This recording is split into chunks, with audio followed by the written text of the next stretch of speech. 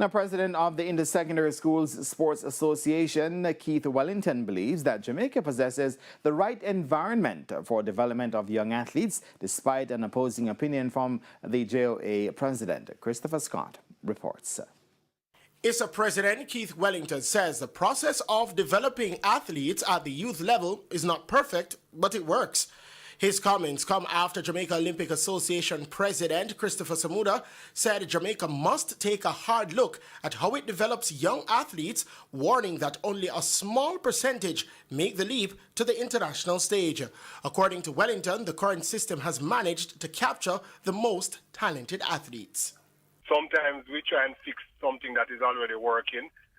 We need to carefully analyze, and as I said before, the fact is that we are able to do that well at the youth level because we are basically able to identify through the systems we have in place as early as the basic school champs, the in-sport basic school champs, or the JTA primary champs. We capture almost everybody who has any talent. And because that base is so big and there's not enough space at the very top, then the percentages are going to look small. In the meantime, Wellington also pointed to an over-reliance on ISSA in the development of youth sports.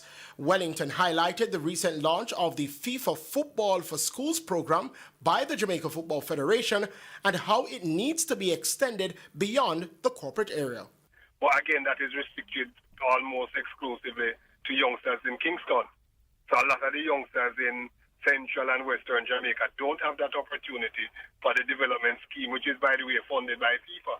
So that is another issue. How do we have a national development program where you are bringing in 30, 40 kids, and it is restricted to kids in one particular geographical area? What about the talents in the other areas? If those talents are not exposed through ISSA competitions, you hardly get the chance to see them. Wellington was speaking on Hits 92 FM's Sports Grill on Wednesday.